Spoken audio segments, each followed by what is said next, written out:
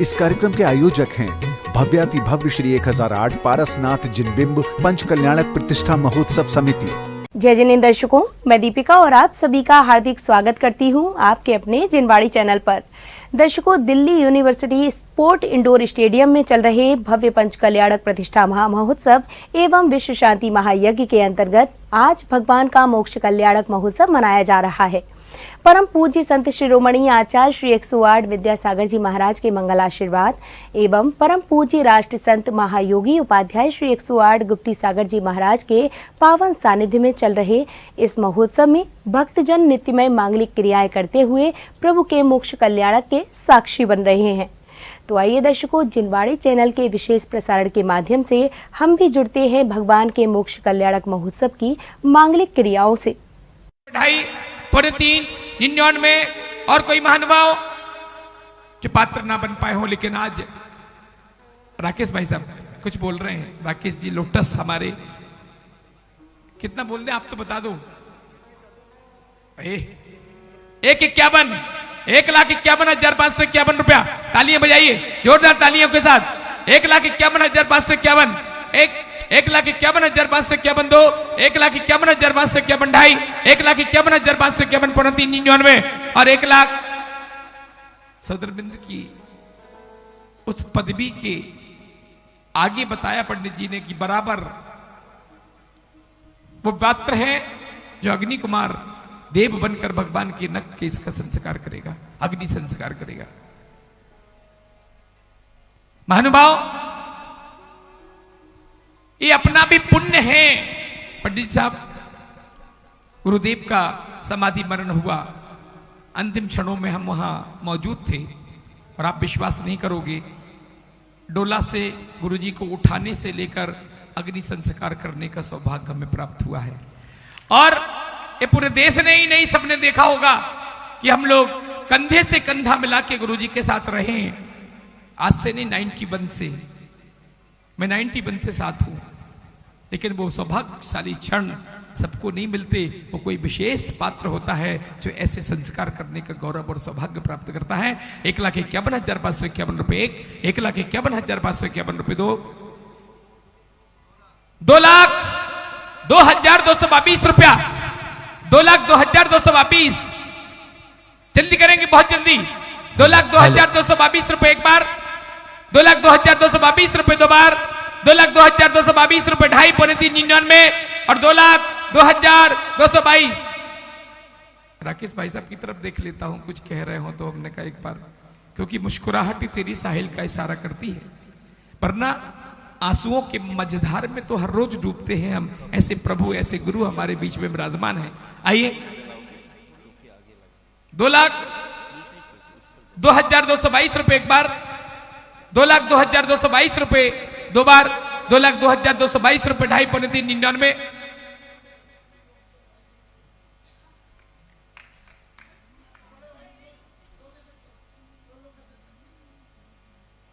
पंडित साहब,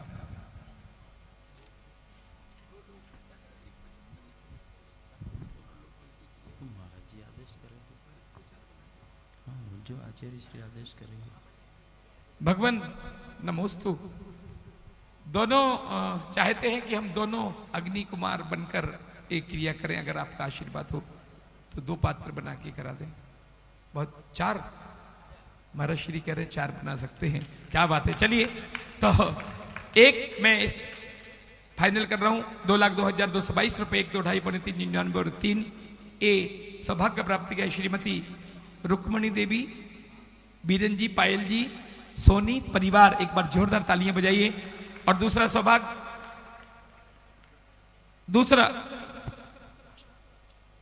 दूसरा सौभाग्य इस प्रतिष्ठा के सोदर, हाँ ठीक है, एक भैया राकेश जी लोटस परिवार, एक बार जोरदार तालियां बजाइए। भैया वस्त्र बदलो, उनके वस्त्र, हाँ धोती दुपट्टा दे दे पुजारी जी। आइए आदरणीय राकेश भाई साहब, हमारे शोधर्मिंद्र भाई श्रीमती शकुंतला गोधा, पवन गोधा, राजेंद्र गोधा परिवार, अंकुर भैया शोधर्मिंद्र,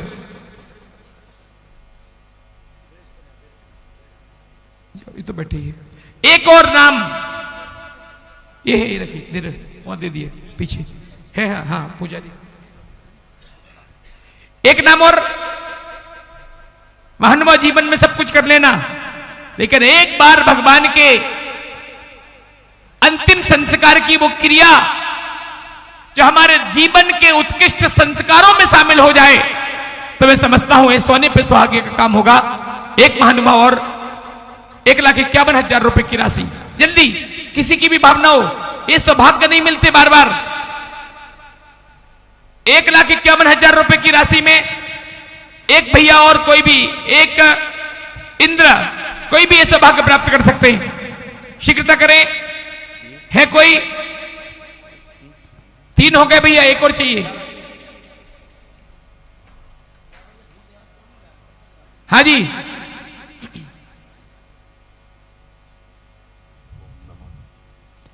सोचें, पैंट शर्ट वालों में से भी सोचें, आपको यह वस्त्र पलटने की व्यवस्था है। एक नाम चाहिए मात्र। हमारे जमुना पार में बहुत ही बेहतरीन मंदिर बनाने वाले विद्यासागर के नाम से जिन्हें लोग जानते हैं धरती पर, बजरू भैया। ऐसे विद्यासागर बजरू चलो बहुत बढ़िया, चौथे अग्नि कुमार होंगे। क्या बात है, बहुत सुंदर। एक बार जोरदार तालियां बजाइए। आइए बजरू भाई साहब यहां आ जाए। हाँ हाँ हो गया, आ जाए भाई साहब, ये वस्त्र है यहां, यहीं पलट लेना है। चलिए बहुत सुंदर। पंडित साहब बोल दिया ना, अंकुर कर। हाँ हाँ अंकुर करेगा, अंकुर शौदर मित्र। ए पीछे है भाई साहब, नरेंद्र एक और दे दो भाई साहब। चलिए आगे की क्रिया पंडित जी संपादित कराएंगे।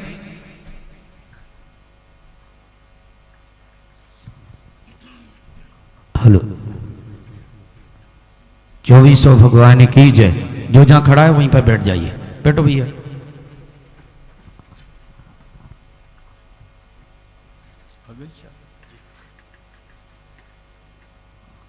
अग्नि कुमार कपड़ा पहन के ये बैठा। सभी पद्मासन मुद्रा में जैसे भगवान विराजते हैं ऐसे बैठिएगा। बाएं हाथ पर दायां हाथ, सीना तान लें, कमर सीधी रखें।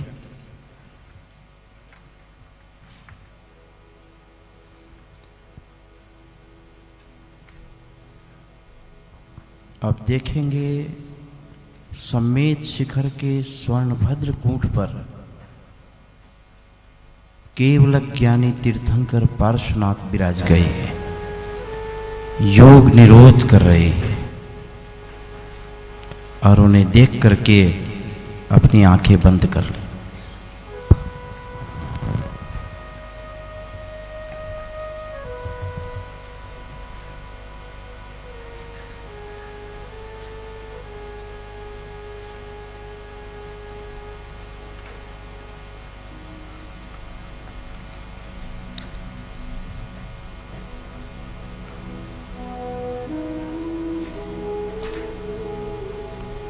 शब्दों पर ध्यान देकर के उन्हें समझने की चेष्टा करके अपने परिणामों की विशुद्धि बनाएं।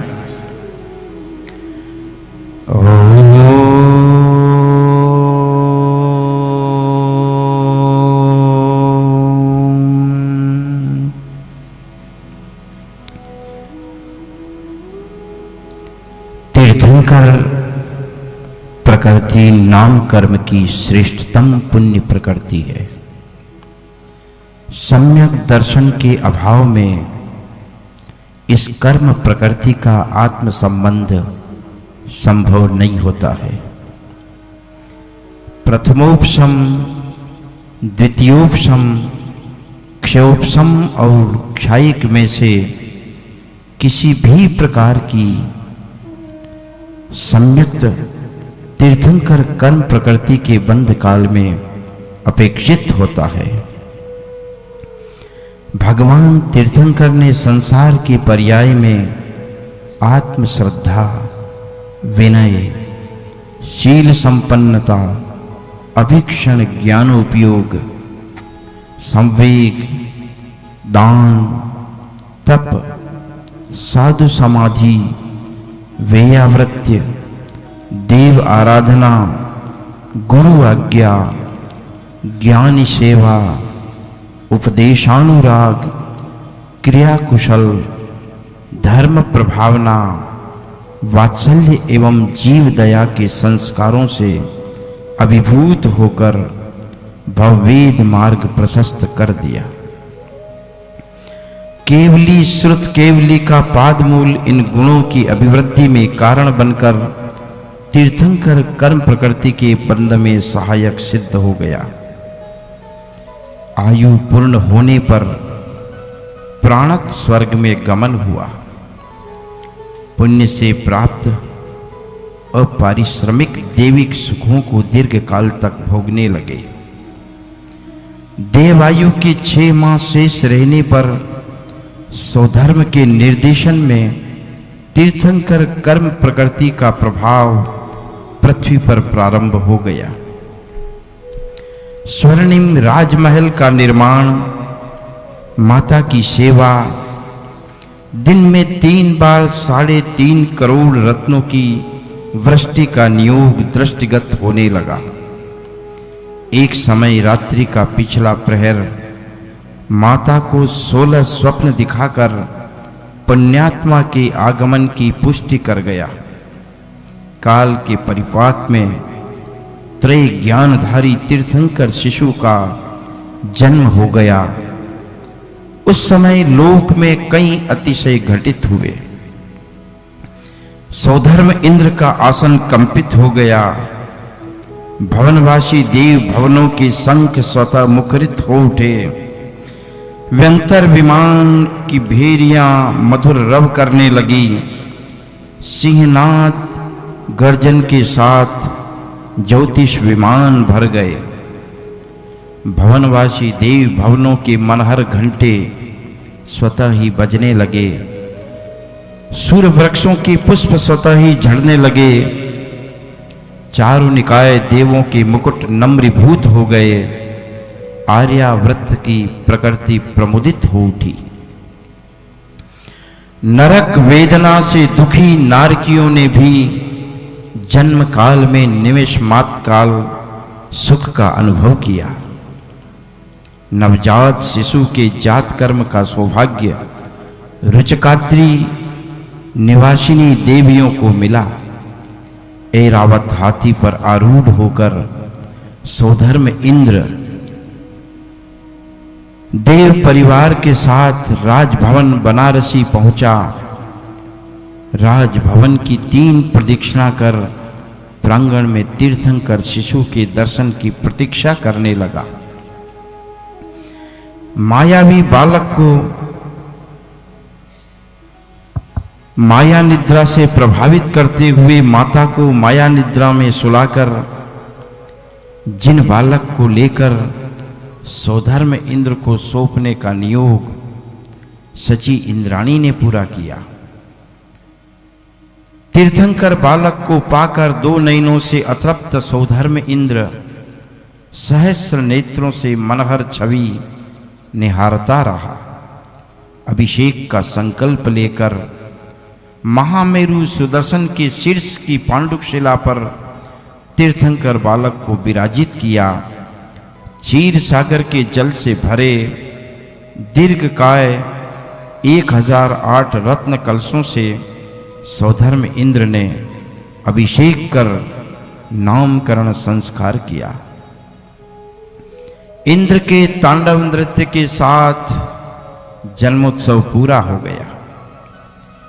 दूज के चांद की भांति जिन बालक का विकास होने लगा, सर्वत्र जिन बालक की रक्षा हेतु दिक्पाल, भोगोपभोग सामग्री की सुलभता के लिए कुबेर, शरीर संस्कार हेतु दिक् कुमारियां और सह क्रीड़ा हेतु 63 जाति के देवता पुण्य अर्जित करते रहे। शनि शनि तीर्थंकर बालक शिशु से किशोर और किशोर से युवा हो गए। पूर्व के आत्मोन्मुखी संस्कारों से प्रभावित होते हुए परिवार के आग्रह से युवराज पद पर प्रतिष्ठित हो गए। कुछ समय राज्य शासन का निरीक्षण और संचालन करते हुए जगत ख्यात युवराज पार्श्वनाथ हो गए। प्रत्याख्यानावरण कषाय के मंद उदय के साथ असार संसार को दर्शन कराने वाले क्षणिक निमित्त संयोग ने युवराज पार्श्वनाथ के चिंतन की दिशा में परिवर्तन कर दिया। राग का साम्राज्य अब विराग मेघों में ढक गया। संसार शरीर एवं भोगों का ज्वार वैराग्य के प्रबल औषध से उतरने लगा। इसी बीच ब्रह्मवासी लोकांतिक देवों ने वैराग्य प्रशंसा का नियोग भी पूरा किया। परिजन और पुरजन को यथायोग्य संतुष्ट करते हुए तीर्थंकर महाराजा ग्रह विरत से संकल्पित हो गए। देवों द्वारा लाई रत्न पालकी में बैठ श्री जिन पार्श्वनाथ वन को प्रस्थान कर गए। 300 राजाओं के साथ अचेलकत्व धारण करते हुए नमः सिद्धेभ्य का मंगल उच्चारण करते हुए सिर के केशों का पंचमुट्ठी लोच कर 3 दिन का योग धारण कर लिया। सर्व सामर्थ्य निवृत्ति रूप सामायिक चारित्र के धनी जिननाथ अवधि ज्ञान के साथ अब चतुर्थ मनः पर्ये ज्ञानी हो गए। योग समाप्ति पर श्रावकों के पुण्य से महामुनि का चर्या भ्रमण हुआ। उत्कृष्ट दात्र एवं पात्र की प्रभावना में देवों ने पंचाश्चर्य वृष्टि की। इस धारणा की कई जीवों ने अनुमोदना करते हुए पुण्य अर्जित किया। छद्मस्त काल की समाप्ति के अंतर मुहूर्त पूर्व तक का समय अप्रमत्त एवं प्रमत्त गुण स्थान में आरोहण अवरोहण करते हुए पूरा हुआ। इस अवधि में इस प्रकार सहस्रों परिवर्तन होते रहे। तीर्थंकर महामुनि क्षपक श्रेणी के सम्मुख होते हुए सातिशय अप्रमत्त के सहारे अधः प्रवर्तकरण करके अपूर्व करण गुण स्थान में पहुंच गए। इस गुण स्थान में किसी भी कर्म प्रकृति का क्षय संभव नहीं हुआ, किंतु वृद्धिंगत अनंत गुणी विशुद्धि के प्रभाव में कर्म प्रकृतियों हेतु क्षय के 4 कार्य अवश्य हुए। गुण श्रेणी उपरितन स्थित कर्म परमाणुओं का अपकर्षण कर अंतर मुहूर्त पर्यंत प्रति समय उत्तरोत्तर गुणित वृद्धि के क्रम से कर्म प्रदेशों को गुण श्रेणी रूप रचना। गुण संक्रमण अपूर्वकरण गुण स्थान के प्रथम समय से लेकर प्रति समय असंख्यात गुणे क्रम से अबद्ध अप्रशस्त प्रकृतियों का बंधने वाली स्वजातीय प्रकृतियों में संक्रमण। स्थिति कांडक घात विवक्षित कर्म की स्थिति में से ऊपर की कुछ स्थिति समूह के द्रव्य को ग्रहण कर परिणामों की विशुद्धि वश अंतर मुहूर्त काल द्वारा नीचे स्थित समूह के परमाणुओं में मिलाकर उपरिम स्थिति में स्थिति कांडक प्रमाण कर्म द्रव्य का अभाव कर दिया। अनुभाग कांडक घात अशुभ कर्मों की फलदान सामर्थ्यहीन करने के लिए संख्यात 1000 गुने अनुभाग कांडकों का घात। इन 4 उपक्रमों के फलस्वरूप परिणामों की विसदृशता समाप्ति रूप और निवृत्तिकरण गुणस्थान में प्रवेश किया। इस गुणस्थान के संख्यात बहुभाग काल को अपूर्व काल के सदृश ही व्यतीत किया। शेष असंख्यात भाग में दर्शनावरण की 3, निद्रा निद्रा, प्रचला प्रचला एवं स्थान गृद्धि, नाम कर्म की 13, सूक्ष्म साधारण, उद्योत आतप, 1 से चतुरिंद्री जातियां, नरक गति नरक गत्यानुपूर्वी, तिर्यंच गति तिर्यंच गत्यानुपूर्वी एवं स्थावर, कुल 16 कर्म प्रकृतियों का क्षय किया। अंतर्मुहूर्त कालक्रम से चारित्र मोहिनी की अप्रत्याख्यानावरण एवं प्रत्याख्यानावरण क्रोध, मान, माया, लोभ के प्रकृति, प्रदेश, स्थिति एवं अनुभाग को संज्वलन कषायों में संक्रमित कर परमुख से क्षय किया। स्त्री वेद और नपुंसक वेद के द्रव्य को पुरुष वेद के द्रव्य में देकर इन्हें भी क्षय किया। सवेद भाग के द्विचरम समय में पुरुष वेद के पुरातन सत्ता स्थित सत्व के साथ हास्य, रति, अरति, शोक, भय, जुगुप्सा का द्रव्य संजुलन क्रोध में द्रव्य में क्षेपण कर उनका क्षय किया। तदनंतर क्रोध संजुलन को मान में, मान के द्रव्य को माया में और माया के द्रव्य को लोभ संजुलन में संक्रमित कर संजुलन क्रोध मान माया का क्षय कर दिया। बादर कृष्टियों द्वारा संजुलन लोभ को भी क्रश किया। बादर कृष्टियों के पश्चात सूक्ष्म कृष्टि रूप लोभ का वेदन करते हुए 10वें सूक्ष्म सांप्राय गुण स्थान में प्रवेश किया। यहीं से सूक्ष्म सांप्राय संयम के धनी हो गए। इस गुण स्थान के अंतिम समय में संजलन की सूक्ष्म लोभ कृष्टि का क्षय करते हुए 12वें क्षीण कषाय वीतराग छदमस्त गुण स्थान में पहुंचे। सातिशय अप्रमत्त से सूक्ष्म सांप्राय गुण स्थान तक कर्मों की विखंडना और अनंत गुणी आत्म विशुद्धि के सारे उद्यम धर्म ध्यान के चतुर्थ चरण संस्थान विचय के अवलंबन से संभव हुए। क्षीण कषाय गुण स्थान में शुक्ल ध्यान के प्रथम चरण पृथकत्व वितर्क विचार के सहारे स्थिरता प्राप्त की। द्वितीय पद एकत्व वितर्क विचार एवं यथाख्यात चारित्र के बल से द्विचरम समय में निद्रा एवं प्रचला 2 कर्म प्रकृतियों को नष्ट कर दिया। इसी गुण स्थान के चरम समय में ज्ञानावरण की 5, दर्शनावरण की 4 एवं अंतराय कर्म की 5 प्रकृतियों का क्षय कर दिया। नरक तिर्यंच एवं देवायुजन्य सत्व के अभाव में तथा 60 प्रकृतियों के क्षय से 13वां गुण स्थान प्राप्त किया। आत्मा के अविनाभावी अनंत दर्शन, अनंत ज्ञान, अनंत वीर और अनंत सुख चतुष्टय लक्ष्मी के अधिपति होकर त्रिलोक पूज्य तीर्थंकर हो गए। लोक एवं अलोक की समस्त चराचर पदार्थों को युगपत जानने और देखने की सामर्थ्यता प्रकट हो गई। केवल ज्ञान की प्रभुता से श्री जिनेंद्र भूमि से 5000 धनुष ऊपर उठ गए। कुबेर द्वारा रचित समवसरण के ठीक मध्य त्रैपीठ पर विराजित प्रभु 12 स्वभावों से सुशोभित हो रहे हैं।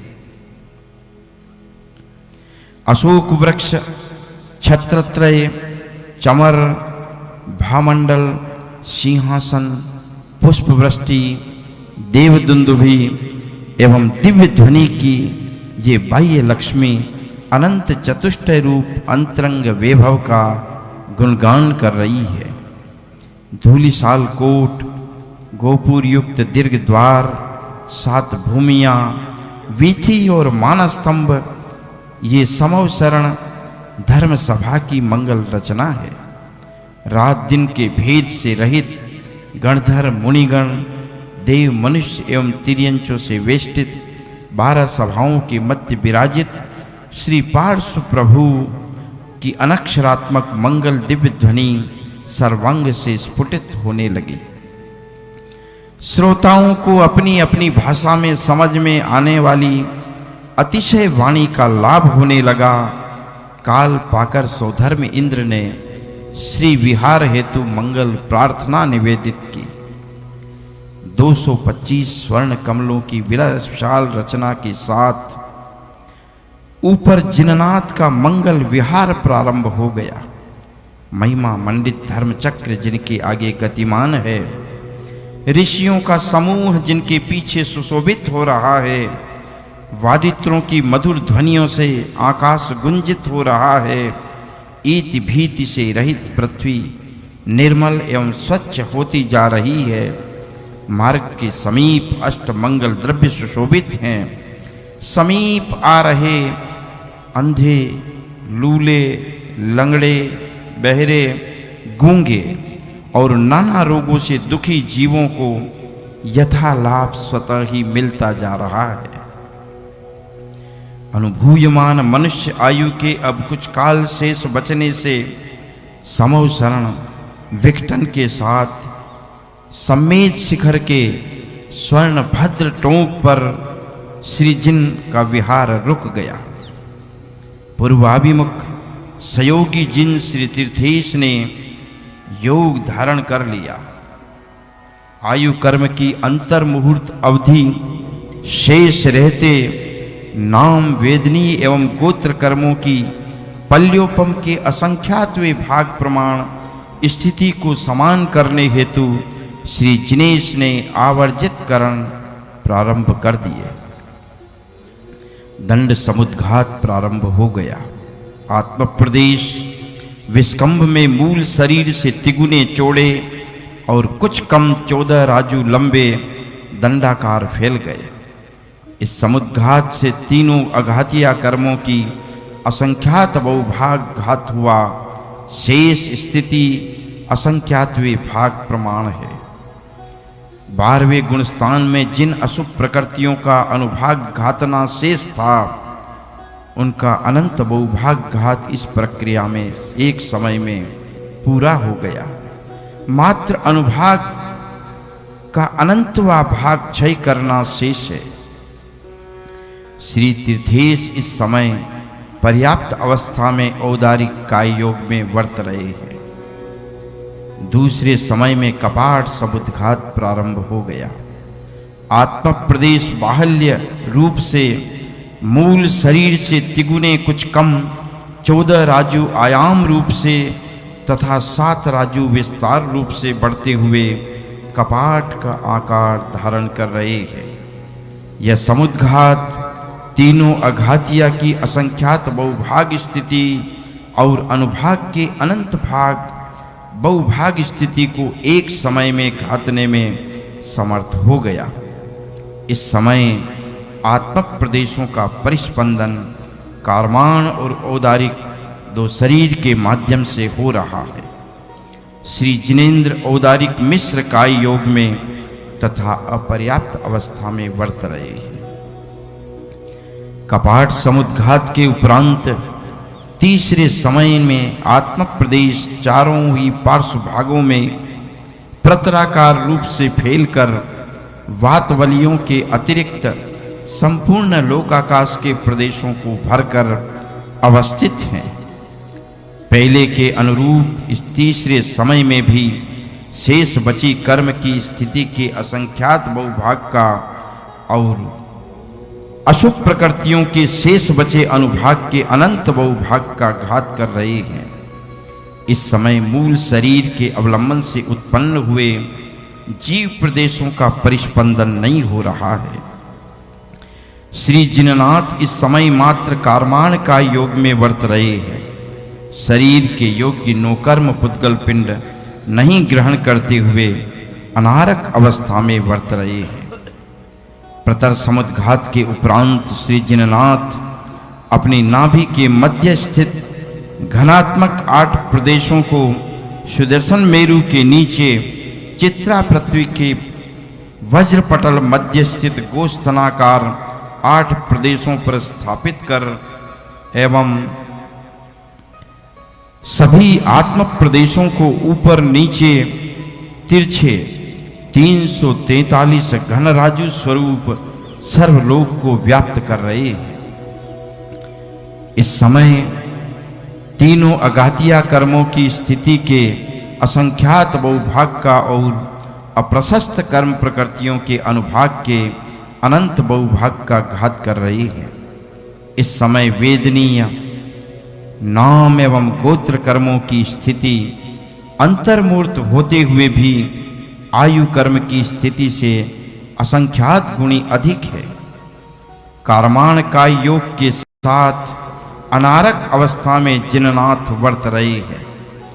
लोक प्रमाण सर्वजीव प्रदेशों में योग संबंधी अविभाव प्रतिच्छेद समान शक्ति होने से जिनेंद्र समयोगी हो गए हैं।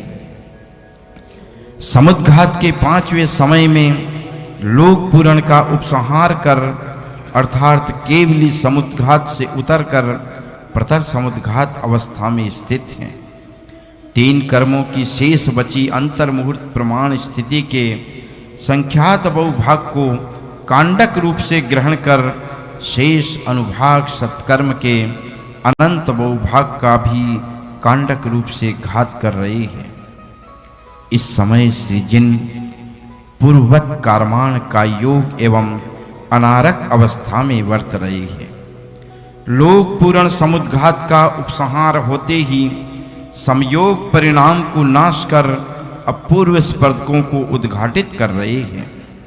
प्रतर का उपसंहार कर 6ठे समय में कपाट समुद्घात में पहुंच गए हैं। यहां भी अवशेष स्थिति एवं अनुभाग को कांडक रूप से ग्रहण कर घात रहे हैं।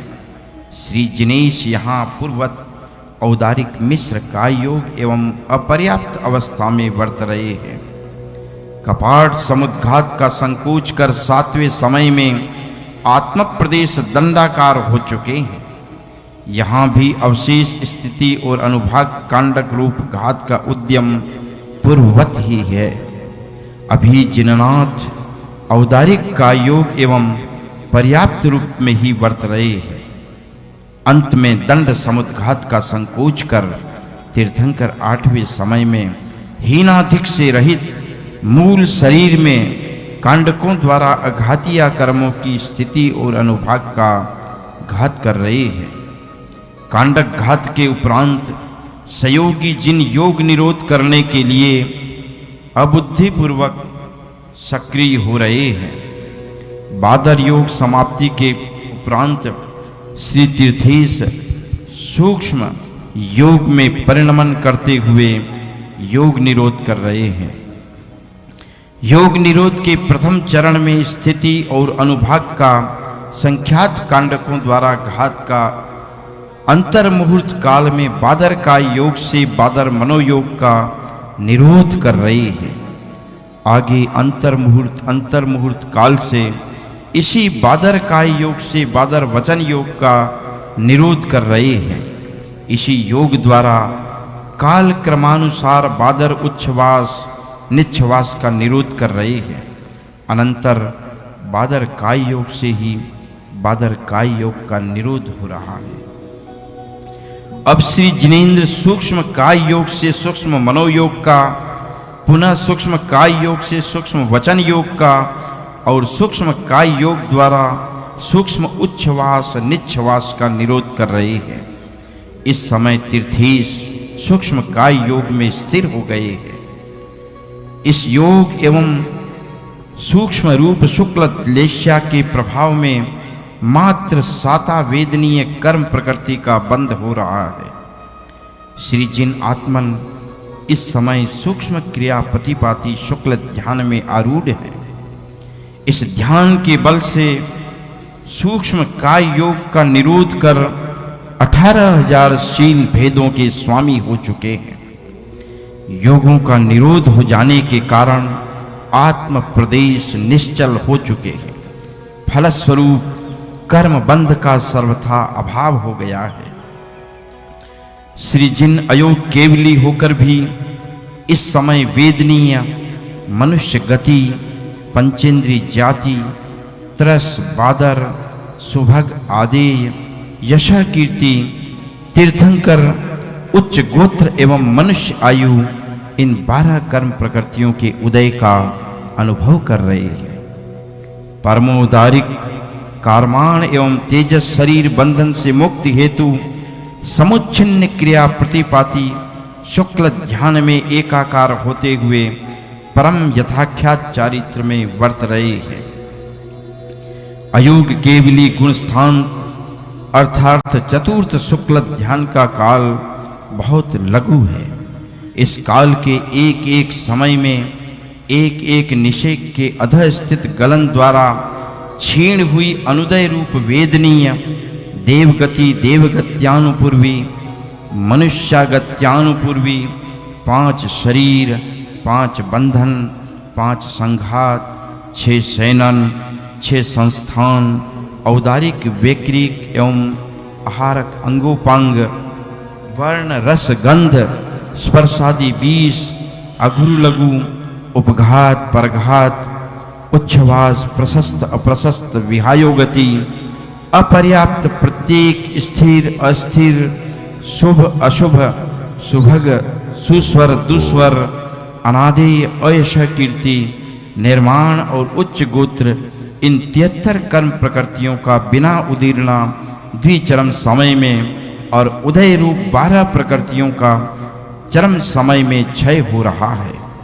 इस तरह से संपूर्ण कर्म प्रकृतियों का क्षय हो जाने के कारण अ ई उ री के मात्र से तीर्थंकर ऊर्ध्वगमन स्वभावी होने के कारण लोकार्थ भाग में जाकर स्थिर हो चुके।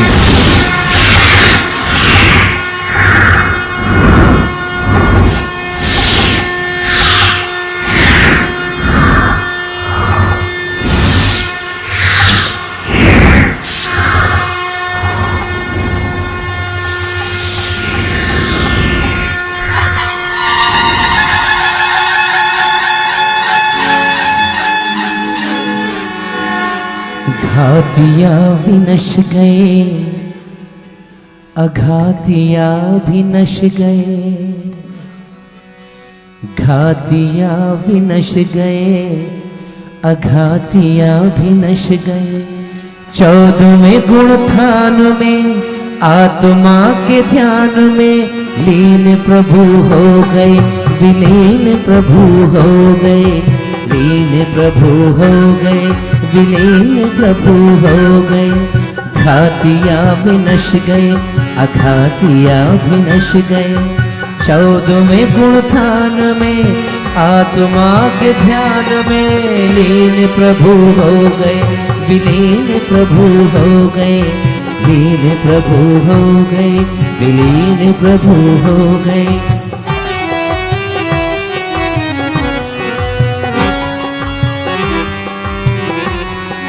प्रभु अंतरंग में आत्मा के संग में, प्रभु अंतरंग में आत्मा के संग में आत्मसाज हो गए, वो आराध्य हो गए, वो आराध्य हो गए। घातिया भी नश गए अघातिया भी नश गए। 14वें गुण थान में आत्मा के ध्यान में लीन प्रभु हो गए, विलीन प्रभु हो गए। अभी बाजे बंद कर दें, जो दिव्य घोष है अभी उन्हें बंद कर दें। प्रभु अंतरंग में ओम ओम ओम। सारी क्रिया पंडित जी बोल चुके हैं, आगे बढ़िएगा पंडित जी, समय बहुत। महानुभाव बैठिए बैठिए। राणा प्रताप बाग में समस्त प्रतिष्ठे की प्रतिष्ठा की विधि यहाँ पूर्ण हो गई है। बैठिएगा, जो जहाँ है वहीं बैठ जाइए, बैठिए। उठ किस लिए रहे हैं भैया? हम सौभाग्यशाली संक्षेप हैं में करना है, आप लोग डिस्टर्ब मत कीजिए। कि यहाँ भगवान मोक्ष चले गए और हम जहाँ के जहाँ बैठे हुए हैं। बहुत बड़ा दुख होता है कि कई आत्माएं इस धरती से निकलकर साधना के बीज को बोकर संयम के सहारे तल्लीन होते हुए परिणामों की विशुद्धि करते हुए निर्वाण चले गए। बहुत दुख होता है, भगवान से पूछते हैं कि भगवान वो दिन कब आएगा जिस दिन मुक्ति होगी। मेरे प्रभु जाते जाते एक ही बात कह गए, जो काम जिंदगी में मैंने किया है हसमुख भाई, तुम वही काम करोगे तो निर्वाण मिलेगा, अन्यथा नहीं मिलेगा। जो काम पार्श्वनाथ कर गए हैं वो काम आचार्य विद्यासागर जी कर रहे हैं, वो काम उपाध्याय मुनि श्री गुप्त सागर जी कर रहे हैं। बिना तन से वस्त्र हटे, बिना मन से परिग्रह हटे, मुक्ति कभी हो नहीं सकती। परिग्रह के पोट को सर पर धारण करें, सारे संसार को मन पर रखें और फिर मोक्ष मार्ग के राही बने, ये संभव नहीं हो सकता है। इस मार्ग के राही परम पूज्य उपाध्याय मुनि श्री गुप्त सागर जी महाराज हैं। मैं परम पूज्य श्री के चरणों में प्रार्थना निवेदन कर रहा हूँ कि आज इस मंगल अवसर पर, निर्वाण के दिवस पर, हम सभी को ऐसा आशीर्वाद प्रदान करें कि ये परिग्रह और राग के पोट हटें और निर्वाण का पथ प्रशस्त हो। परम पूज्य उपाध्याय श्री के चरणों में सविनय प्रार्थना।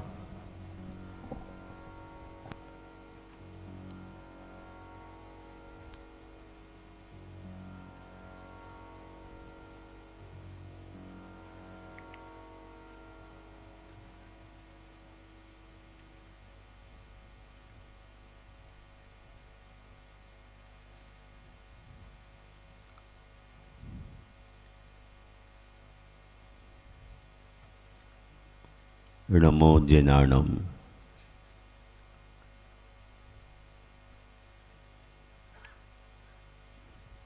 गुजरते वक्त के बुझते हुए चिरागों से नए चिराग जलाओ तो कोई बात बने।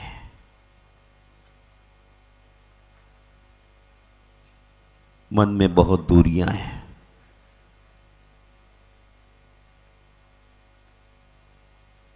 विचारों में उत्ताल तरंगे हैं, सोचते हैं एक दिन में ही ऊंचाई पालूं।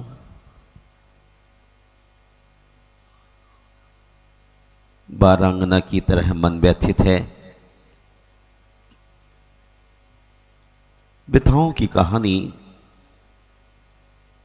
जीप को बर्बाद कर रही है। बावजूद पश्चिम की दौड़ में परमात्मा बनने का ख्वाब पैसे और महल की ऊंचाई से नहीं मिल सकता। हर आदमी की दौड़ केवल वस्तुओं को सजाकर सुख पाने की आकांक्षा शमशान की राख है। अगर राखी होना है तो सारी जिंदगी क्यों दौड़ता है?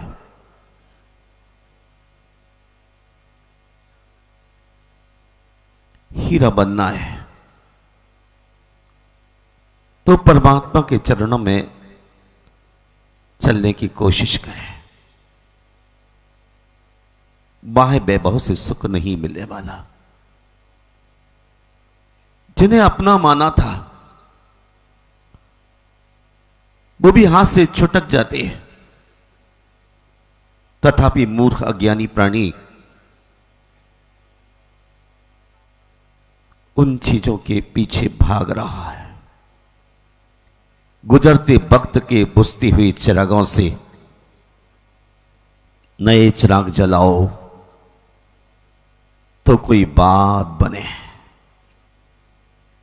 बहुत लंबी गाथा से कुछ होने वाला नहीं है, बहुत लंबी जिंदगी से कुछ मिलने वाला नहीं है।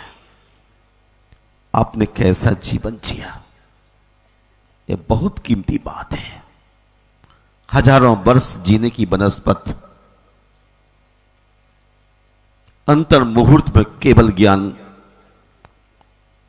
उपलब्ध करने की हैसियत जगाने वाली ऊंचाई को ही ऊंचाई कहा जाता है। अनंत काल इस जगत में भटकते भटकते भटकते हो गए। कोई भी आदमी विवाह को नहीं समझ पा रहा है, परद्रव्य में सुख मानता है, पदार्थों को परमात्मा समझता है, इसलिए उसे जुटाने की कोशिश में लगा है। पार्श प्रभु निकल गए, कोई पीड़ा हुई, कोई कष्ट हुआ, कुछ भी आभास नहीं। रेस में दौड़ रहे, उड़ जाएंगे एक दिन तस्वीर के रंगों की तरह, उड़ जाएंगे एक दिन तस्वीर के रंगों की तरह। हम वक्त की टहनी पर बैठे हैं परिंदों की तरह। सोचो, जरा विचार करो, बाह्य चमक से कुछ भी नहीं होने वाला है जब तक भीतर उजास नहीं होगा, तब तक हम कुछ भीतर देख भी नहीं पाएंगे। अस्थियां बिखरने से पहले जीवन में आस्था पैदा हो जाए, अस्थियां बिखरने से पहले जीवन में आस्था पैदा हो जाए, और चिता जलने से पहले अपनी चेतना जाग जाए, जीवन सार्थक होगा। छोटी छोटी चीजों के पीछे भागने वालों, कभी अपनी वापसी लेने का तो सोचो। यतो न किंचित ततो न किंचित, यतो यतो यामी ततो न किंचित। और यहां कुछ है ना वहां कुछ है, जहां कहीं दूर दूर तक जाके देखा कहीं कुछ भी तो नहीं है। मरुस्थल की तरह अब भागे जा रहे हैं, भाव बढ़ाए चले जा रहे हैं। जब तक भीतर की ओर झांकने की कोशिश ना करेंगे, तब तक जीवन सार्थक कैसे होगा। सुंदर वस्त्र पहनने से, बहिरंग वस्तुओं से सौंदर्य बढ़ाने से भीतर का सौंदर्य कैसे प्रकट होगा। मैं कौन हूं, इस बात की खबर नहीं। और प्रथम पांते में पहुंचने का दंभ कितना झूठा दंभ है। सुबह से लेकर शाम तक अंधी दौड़ में चले जा रहे हैं, नित्य जीवन के संघर्षों में। जब टूट चुका हो अंतर मन, तब सुख के मिले समंदर का रह जाता कोई अर्थ नहीं। नित्य जीवन के संघर्षों में जब टूट चुका हो अंतर मन, आदमी भीतर से कितना भी टूटा हो, लेकिन बाहर ऐसा साबित करता है जैसे पार्श कुमार से, पार्श प्रभु से ज्यादा आगे की पंक्ति वाला आदमी हो। बाहर से बहुत खूबसूरत, लेकिन भीतर देखो तो छाती छन्नी हुई है, रोने को आंख में आंसू भी नहीं बचे, लेकिन फिर भी समंदर सा दिखाई देता है। हम कब अपनी ओर झांक कर देखेंगे। सुख साधन चाहे जितने हों, पर काया रोगों का घर हो, फिर उन अगणित सुविधाओं का रह जाता कोई अर्थ नहीं। धर्म स्नेह बंधुओं, वस्तुओं का समार्जन कितनी चतुराई के साथ करने में लगे हैं। हजारों मील की यात्रा करने वाली एक मधुमक्खी एक बूंद शहद भी ठीक से खा नहीं सकती वन टाइम में, लेकिन ये मधुमक्खियां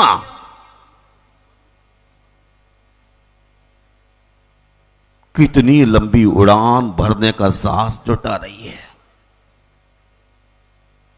गाय का बछड़ा जन्म लेते ही द्रुत गति से भागता है और अपनी मां से कहता, मां तू से भी ज्यादा ताकतवर मैं हूं। किंतु कुछ देर के बाद अपनी मां के पैरों के नीचे दुबकना चाहता है। थक गया हूं। अभी हम थके नहीं, दौड़ रहे हैं। जैसे पश्चिम में देखता हूं लोग सुबह से भाग रहे हैं। पूछते कहां जा रहे? मुझे नहीं मालूम। जहां आगे वाले जा रहे हैं वहीं मैं भी जा रहा हूं। अगर ऐसा ही आपको पसंद है तो जरिया अच्छा खोजो, जैसा पार्स प्रभु ने जरिया बनाया जन्म को जला देने का, मृत्यु को मात देने का। अब व्यक्तियों से मोहब्बत करते हैं, पदार्थों से प्यार करते हैं, परमात्मा से दूर रहते हैं, परंतु दम उतना भरते हैं जैसा कि एक मच्छर किसी के शरीर पर बैठकर पूरा खून चूस लेता है और स्वयं मर जाता है। मच्छर को मारा नहीं जाता, सामने वाले व्यक्ति के शरीर पर बैठकर खून चूसता है। इतना खून चूस लेता है कि विशाल उसका पेट हो जाता है और फट जाता है। इससे कम आप नहीं है। सुबह से शाम तक की जिंदगी, जन्म से मृत्यु पर्यंत की जिंदगी केवल खून चूसने में, पदार्थों को संग्रहित करने में अग्रसर हो रहे हैं। जिस रोज पेट फटेगा गुब्बारे की तरह नष्ट हो जाओगे।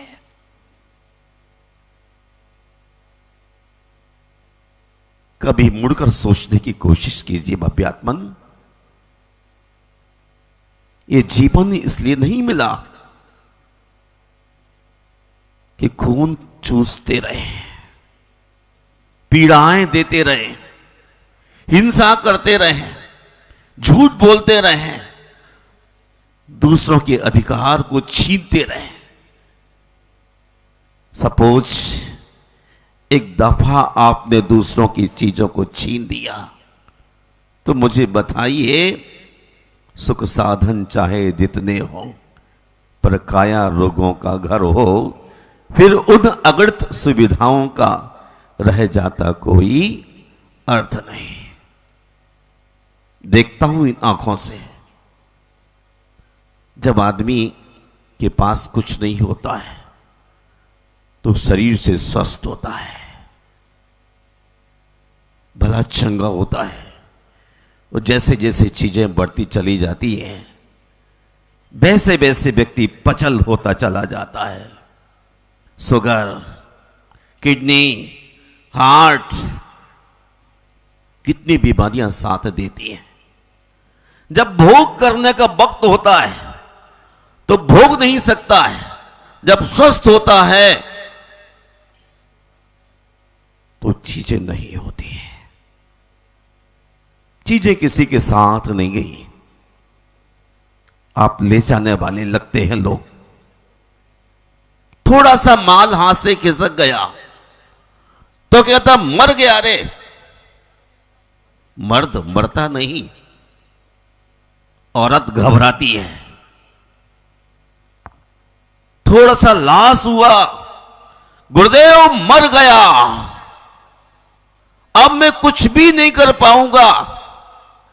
पहले भी क्या किया होता तो आज हौसला बुलंद होता।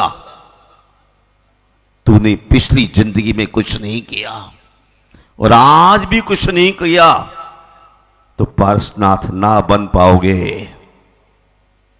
पुनः पुनः विचार कीजिए, सोचिए, मंथर गति से नहीं, द्रुत गति से तुरंत निर्णय लीजिए कि हमें सुख की आकांक्षा है। ये साधन हमें कुछ देने वाले नहीं है। सुख साधन चाहे जितने हों, पर काया रोगों का घर हो, फिर उन अगणित सुविधाओं का रह जाता कोई अर्थ नहीं। 10 मंजिला कनॉट प्लेस पर भवन हो तो भी सुख की श्वास नहीं मिलती है। सुख की श्वास साधनों के बीच नहीं,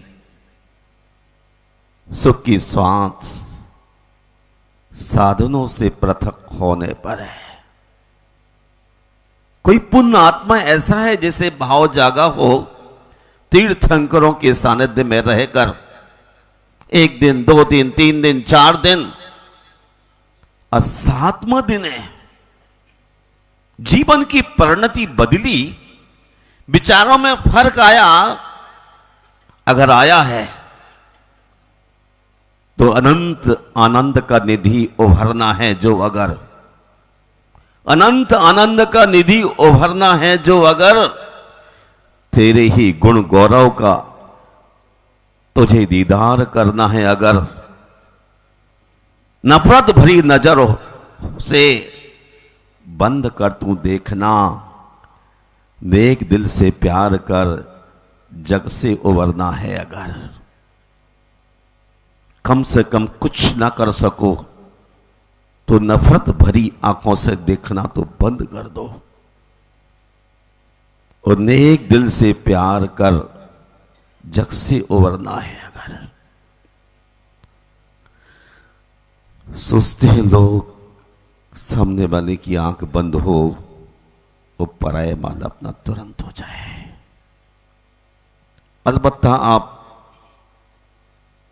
केवल ज्ञान की महापूजा में सम्मिलित हो रहे हैं, लेकिन अब भी चाहते हैं कुछ मिल जाए। लोहे की जंजीर आपके गले में डालने को कोई उपस्थित हो तो आप कहें मेरा इंसल्ट है, और सोने की जंजीर में डायमंड लॉकेट में लगा हो, दूर से मन करता है कि आपके गले में आ जाए। जंजीर दोनों ही है, लेकिन लोहे की जंजीर से आप घबराते हैं, घृणा करते हैं, नफरत करते हैं, लेकिन सोने की जंजीर के लिए आप आगे बढ़ते हैं। मैंने ये किया, मैंने वो किया, मैंने वो किया, मैंने वो किया। क्या किया आपने? एक व्यक्ति ने जिंदगी में बहुत दान दिया, बहुत दानशालाएं खोली, बावड़ियां बनाई, तालाब बनाए, परोपकार के अनेक विध कार्य किए, और जब वह स्वर्ग में गया तो वहां देवों से कहा मुझे पहचानते हैं? लोगों ने कहा मैं किसी को नहीं पहचानता। कहता मुझे बहुत उपकार के कार्य करने वाले आदमियों की गिनती में हूं। चलो आपको विश्वास ना हो तो एक देव मित्र को लेकर धरती पर आया और नाम बतला रहा था कि फला फला व्यक्ति क्या हमने काम किया है। जब वहां जाके पूछा देव मित्र ने कि भाई उस राजा को जानते हैं आप? बोले मैं नहीं जानता। तालाब पर एक बूढ़ा हंस रहता, उससे जाके पूछ लो। उस बूढ़े हंस के पास पहुंचते हैं तो कहते सचमुच कभी हुआ था, लेकिन उसके पुत्रों ने उसके द्वारा निर्मित कृतियों को नष्ट कर दिया है।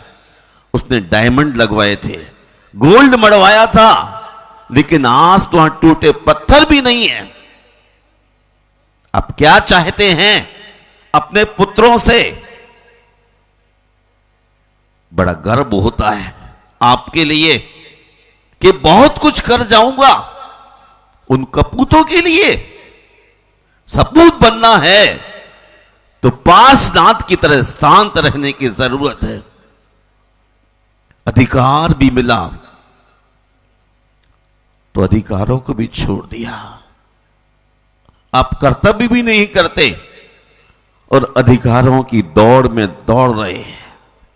अनंत अनंत का निधि उभरना है जो अगर, तेरे ही गुण गौरव का तो ये दीदार करना है अगर, नफरत भरे नजर से बंद कर तू देखना, नेक दिल से प्यार कर जग से उबरना है अगर। आप मोक्ष चाहते हैं? नहीं चाहते ना? नहीं चाहते ना? कितने सुंदर सभागार में बैठे हैं, वातानुकूलित, लगता है कि जबान भी जाम हो गई। अब कैसे मोक्ष? अब तो मरना ही पड़ेगा। जिंदगी एक किराए का घर है, एक ना एक दिन बदलना पड़ेगा। जिंदगी एक किराए का घर है, एक ना एक दिन बदलना पड़ेगा। मौत जाओ तुमको आवाज देगी,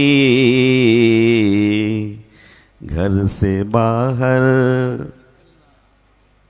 निकलना पड़ेगा। आपकी जबान भी जम जाए तो भी मौत की आवाज आने पर घर से बाहर निकलना पड़ेगा। पार्श्वनाथ अपने कर्मों को नष्ट कर आज निकल गए। आपको भी निकलना पड़ेगा, निकलना पड़ेगा ना? बोलो बोलो ना।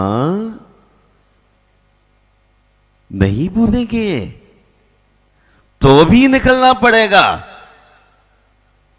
बोलिएगा तो भी निकलना पड़ेगा। धोती में है तो भी निकलना पड़ेगा, सूट में है तो भी निकलना पड़ेगा। निकलना तो पड़ेगा। निकलने से पहले ही क्यों ना त्याग कर दिया जाए उन तमाम चीजों का। अगर त्याग करके निकलते तो जीवन सार्थक होगा, और ऐसे ही मर जाएंगे तो जीवन बर्बाद हो गया। मनुष्य की देह बड़ी मुश्किल से मिलती है। मैं कई बार ज्ञानियों से पूछता हूं, उम्र निकल गई, कोई भगवान से लौ लगी? भगवान से लौ लगी, ज्योत जली तो जीवन सफल है, वरना अभिनय बहुत लोग उम्र भर करते रहते हैं। इसलिए तीर्थंकरों की पंच कल्याण की प्रतिष्ठा के वक्त सूर्य मंत्र देने का अधिकार मुनियों को होता है, वस्त्रधारियों को नहीं होता। 16 हाथ के वस्त्रों में छुपे रहो और तीर्थंकर जैसे महा मुनियों के लिए सूर्य मंत्र देने का दंभ भरो। ये तो अभिनय है। खुद भी अंधेरे में और अपने सागरतों को अंधेरे में। त्याग की मूर्ति स्वयंभू होते हैं, इन्हें कोई संस्कार नहीं दे सकता, फिर भी पाषाण से परमात्मा बनाने की प्रक्रिया में थोड़ा आगे बढ़ते हैं। लेकिन फिर भी अज्ञान बाथरूम में भी आप नग्न हो जाते हैं, लेकिन दिल से नग्न नहीं, केवल बदन को धोने के लिए नग्न हुए हैं। क्षण भर को कोई वस्त्र उतार के सूर्य मंत्र दे दे, या वस्त्रों में से भरा हुआ आदमी सूर्य मंत्र दे दे, तो मूर्ति नमस्कार करने योग्य नहीं होती है। आपको समझना चाहिए, अंधे और बहरे व्यक्ति की तरह बैठकर फैसला करने वाला आदमी भगवान के दरबार में फरियाद लेके जाएगा तो क्या मिलेगा? बेकारी के लिए कुछ भी ना मिलेगा। अगर बादशाह की तरह जाएंगे तो बिन मांगे सब कुछ मिल जाएगा। भिखारियों की तरह आज तक आप जाते रहे हैं, एक मुट्ठी चावल चढ़ाते हैं प्रभु के चरणों में और 1000 गुना फल मांगते हैं उनके पास पहुंच के। प्रभु एक छत्र चढ़ाऊंगा आपको अगर मेरी छत बन जाए, बेटे की शादी हो जाए, फैक्ट्री चल जाए, और फैक्ट्री चलने के बाद फिर धोखा देते हैं, बड़ा छत्र चढ़ाऊंगा, और बाद में छोटा छत्र चढ़ता है 4 पैसे का, वो भी चांदी का नहीं और छोटी निकृष्ट धातु का। इतने खोटे परिणाम रखने वालों, मोक्ष कल्याण के दिन क्या चाहते हो? जिंदगी एक किराए का घर है, एक ना एक दिन बाहर नहीं निकलोगे। बोलते क्यों नहीं? एक दिन निकलना पड़ेगा ना, तो फिर आज ही तैयारी क्यों नहीं करते हैं? सारा सामान लाकर के अंदर सब बंद। ये गोदा जी कहते हैं मंदिर का निर्माण कर रहा हूं, सहयोग करो, और आप फ्रीज की तरह फ्रीज हो रहे हैं। जान निकल जाएगी, माल पड़ा रह जाएगा। मोहब्बत अस्थियों से करोगे कि परमात्मा से? आदमी को उछल के आना चाहिए। एक आदमी काम कर सकता है अच्छा, लेकिन सारे मिलकर भी एक परमात्मा के दर को सजाने में हैसियत नहीं जुटा पाते हैं। जो मां सारी जिंदगी बच्चों के लिए वस्तुएं जोड़ती है, वो बच्चे लास्ट में कहते हैं कि मां अब तुझे आंखों की क्या आवश्यकता है, चश्मे का फ्रेम क्यों खरीदती है? धिक्कार ऐसी संतान के लिए, धिक्कार ऐसे व्यक्तियों के लिए जो अपने प्रभु के मंदिर का निर्माण करने में कमजोर समझता है, कायर है। किसका मोक्ष? बड़े उछल रहे हैं, झूम रहे हैं, कैमरे के आगे आ रहे हैं, मेरी वीडियो बन जाए, दुनिया देख ले मुझे। किसको? दुनिया मुझे देख ले, मैं धन्य हो जाऊंगा। कौन धन्य हो जाएगा? इस शरीर 7 धातुओं से बना है, फिर नष्ट हो जाएगा। आत्मा को सजाने की कोशिश करो। ये शरीर किराए का घर है, एक न एक दिन बाहर आना पड़ेगा। मैं विराम लेता हूं, आप सबके धैर्य को दाद देता हूं, आपके धैर्य को दाद देता हूं कि इतना कुछ कहने के बाद माइलस्टोन की तरह अभी भी खड़े हुए, थोड़े भी नहीं हिले कि मैं कुछ करने को तैयार हूं। गुरुदेव, माइलस्टोन की तरह बड़ा धैर्य है, बड़ा धीरज है, बड़ी सहनशीलता है। मैं अपने पद से ना डिगूंगा। इसलिए तो आपका मोक्ष पारसनाथ का तो हो गया, आपके मोक्ष का कुछ मालूम कब होने वाला है? पंडित जी साहब, आप भी तो बताइए मोक्ष कब होगा हमारा? कब होगा? आप सोचते हैं कपड़ों में सन्यासी है, ये ऐसे ही हैंगर पर लटके हैं तो गिरा दो ना एक बार। मन में कहीं आकांक्षा वासना जन्मती रहती है, इसलिए हैंगर से आपके वस्त्र नहीं गिर पाते। कोई है एक ऐसा बादशाह है तो हैंगर से अपने वस्त्रों को गिराने को तैयार हो। सारी उम्र बंधुआ मजदूर की तरह काम करने वालों, एक बार तो अपने दिल पर हाथ रखकर देखो। समय बीत रहा है, हमें समय का स्वागत करना है और फ्रिज में जमी हुई चीजों को बाहर निकाल देना है, वरना और भी जम जाएंगी। इनका राग आपको सप्तम धरती तक नीचे उतार देगा। पार्स प्रभु अनेक प्रतिकूलताओं में जिए, लेकिन सदैव शांत रहे, कंप्रोमाइज नहीं किया कि चलो हो जाएगा। Something is better than nothing. लेकिन हर वक्त आप कंप्रोमाइज करते रहते हैं। मोक्ष में कोई कंप्रोमाइज नहीं होना है। आज परमात्मा के मंदिर सबको साथ चलना है, और जो यहां जिन बिंबों की प्राण प्रतिष्ठा की है, उन परमात्मा को उनके स्थान पर आपको जचा देना है। कुछ ना कर सको तो उनको उनके सिंहासन पर बिठाकर कल प्रभात में उनका नहवन करने के लिए, अपने मन का मल धोने के लिए कोशिश करोगे कि क्या? अब चश्मा लगा के चेहरा देखूं मैं आपका, अभी तो भीतर से बोल रहा था।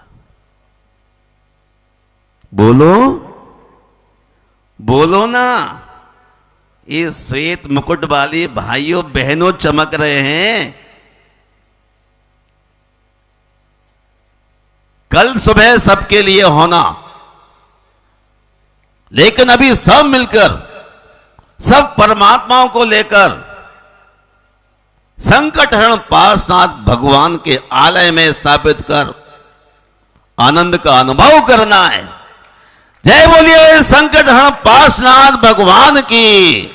संत श्रोमणी आचार्य गुरु विद्यासागर मुनि राज की। परम पूज्य उपाध्याय रत्न गुरुवर श्री गुप्ती सागर जी महाराज की। भगवान के मोक्ष कल्याणक महामहोत्सव की। आइए महानुभाव, प्रभु को तो मोक्ष हो गया, और जैसा पूज्य श्री ने कहा है कि हम हैंगर पर ही लटके रहे। महानुभाव,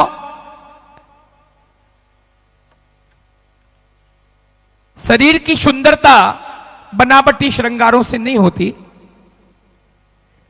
चरित्र का निर्माण बनावटी श्रृंगारों से नहीं होता। इसलिए अंतस की आत्मा को पवित्र करने की आवश्यकता है, और वो तभी होती है जब आप अपने जीवन में थोड़ा सा छोटा सा संयम ग्रहण करते हैं, तो निश्चित आप इस मोक्ष मार्ग पर अपनी पथ अग्रसर कर सकते हैं। 24 जिनबिंब विराजमान होने जा रहे हैं। 24 बड़े जिनबिंब अपनी अपनी वेदियों में विराजमान हैं। 5 वेदियों में मूल नायक पार्श्वनाथ भगवान, चंदप्रभ भगवान, कुंडलपुर के बड़े बाबा आदिनाथ भगवान, पुष्पदंत भगवान, महावीर भगवान और मुनिष्यव्रत भगवान वहां विराजमान है। पवन जी, उन 24 को आसन देना है। और जैसा पंडित जी साहब ने कल कहा था कि जो आसन देता है, जो भूमि दान देता है, उसके लिए स्वर्गों में अपने आसन निश्चित हो जाते हैं। पक्की बात समझना। तो ये हमारे पास 24 सिंहासन शुद्ध चांदी के, ये सिंहासन छत्र सहित पूरे सिंहासन यहां पर हैं। और अगर आप चाहें तो एक एक सिंहासन का 24 लोग पुण्यार्जन करके, आप परमात्मा नहीं दे पाए कोई बात नहीं, सिंहासन देके जी पवन जी आ गए हैं और बोले जिनके भगवान हैं वो दूसरे को कैसे आसन देने देंगे। तो मैं उन्हीं सबसे ही पूछ रहा हूं, मेरा मतलब वही है कि जो श्री जी को जिन्होंने प्रतिमा को, श्री जी को तो कोई नहीं दे सकता, प्रतिमा को जिन्होंने दी है,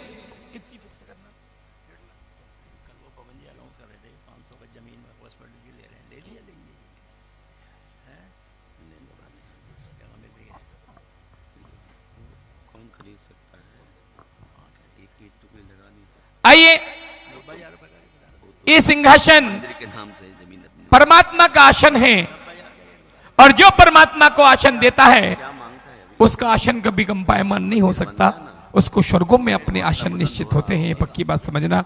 तो मैं समझता हूं ये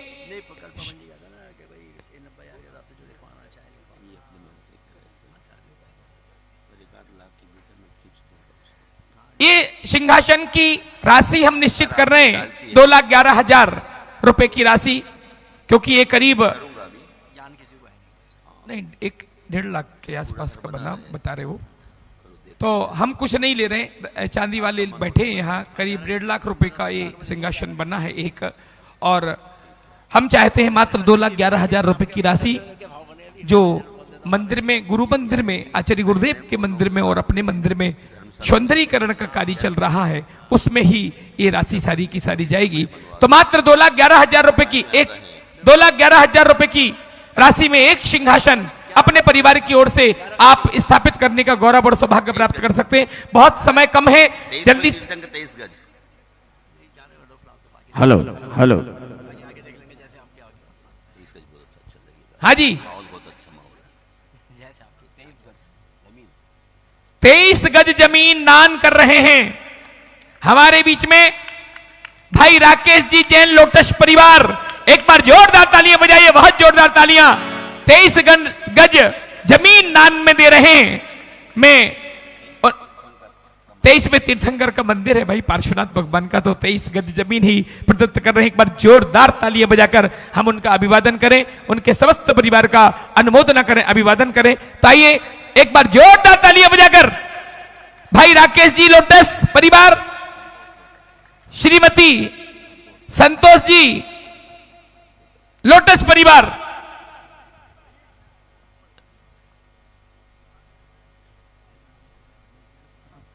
राजेश जी जैन, राजेश भैया और श्रीमती अल्पना जैन जो राकेश जी के ब्रदर हैं, एक बार जोरदार तालियां बजाए उनके पूरे परिवार के लिए। आइए, सिंहासन में किसी का नाम आ रहा, कोई चाहता है कि मेरा भी वहां ऊपर सिंहासन लगे, तो मात्र 2,11,000 रुपए की राशि में आप नाम दे सकते हैं। 24 नाम हमें चाहिए, 24 तीर्थंकर भगवान के आसन देने के लिए सबसे बड़ा काम होता है परमात्मा को आसन देना। अगर कोई है तो प्लीज जल्दी से पहला नाम कौन देना चाहता है, जल्दी इस पूरी भरी सभा में पूज्य श्री के पास आकर और आशीर्वाद लेंगे। मुकेश भैया, श्रीमती नीलम जी, कलकत्ता वाला परिवार, पहला सिंहासन। एक बार जोरदार तालियां बजाइए। मुकेश भाई, नीलम जी, कलकत्ता वाला परिवार, मुकेश भैया को आमंत्रित कर रहा हूं, आए पूज्य श्री के पावन चरणों में श्रीफल समर्पित करें। पहला सिंहासन हुआ मुकेश भैया के नाम। विजय भैया,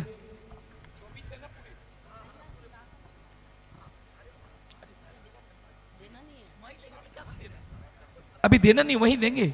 हाँ, राकेश भैया, मुकेश भैया जी कलकत्ता, श्रीमती नीलम जी है क्या, नीलिमा जी आ जाए। चलिए दूसरा आसन भगवान को, भैया जिनने प्रतिमा प्रदत्त की है वो परिवार पहले सोच लें, बाद में पछताओगे, गारंटी से कह रहा हूं। एक हमारी श्रीमती रुक्मणी देवी जी, बीरेंद्र जी, पायल जी सोनी की ओर से एक बार जोरदार तालियां बजाइए, जोरदार तालियां। दूसरा सिंहासन श्रीमती रुक्मणी देवी, बीरेंद्र जी, पायल जी, सोनी परिवार। तीसरा, देखिए भाइयों, भगवान आपके द्वारा वहां विराजित होंगे, लेकिन वह सिंहासन हमेशा हमेशा उस मंदिर में विराजित रहेगा और आप कहेंगे ये भगवान के सिंहासन को देने का सौभाग्य हमें प्राप्त हुआ था। राशि मत देखिएगा, अपना अपना पुण्य देखिएगा, भाग्य देखिएगा। उन भगवान जो नवीन भगवान हैं उन्हें सिंहासन प्रदान करने का सौभाग्य और कोई मानवाओ। हाँ जी, है कोई इस पूरी भरी भीड़ में कि हम भगवान को आसन प्रदान करें, सिंहासन प्रदान करें, तो जल्दी से अपना मानस तैयार करें महानुभाव। मात्र 2,11,000 रुपए की राशि में ये पूरा का पूरा सिंहासन आपके परिवार। दर्शकों, अभी आप देख रहे हैं Delhi university sport indoor stadium में आयोजित हो रहे भव्य पंच कल्याणक प्रतिष्ठा महामहोत्सव एवं विश्व शांति महायज्ञ के अंतर्गत मोक्ष कल्याणक का विशेष प्रसारण। परम पूज्य संत शिरोमणि आचार्य श्री 108 विद्यासागर जी महाराज के मंगल आशीर्वाद एवं परम पूज्य राष्ट्र संत महायोगी उपाध्याय श्री 108 गुप्ती सागर जी महाराज के पावन सानिध्य में चल रहे इस महोत्सव में भक्तजन श्रद्धा भाव के साथ प्रथम दिन से लेकर अंतिम दिन तक सभी मांगलिक गतिविधियों का पुण्य लाभ प्राप्त कर रहे हैं। भक्ति से परिपूर्ण इस वातावरण में दर्शकों, फिलहाल समय हो चला है आपसे विदा लेने का। कुछ देर बाद पुनः उपस्थित होंगे इस भव्याति भव्य महा महोत्सव के अग्रिम प्रसारण के साथ। तब तक के लिए आप देखते रहिए जिनवाड़ी चैनल। जय जिनेंद्र। इस कार्यक्रम के आयोजक थे भव्याति भव्य श्री 1008 पारसनाथ जिनबिंब पंच कल्याणक प्रतिष्ठा महोत्सव समिति।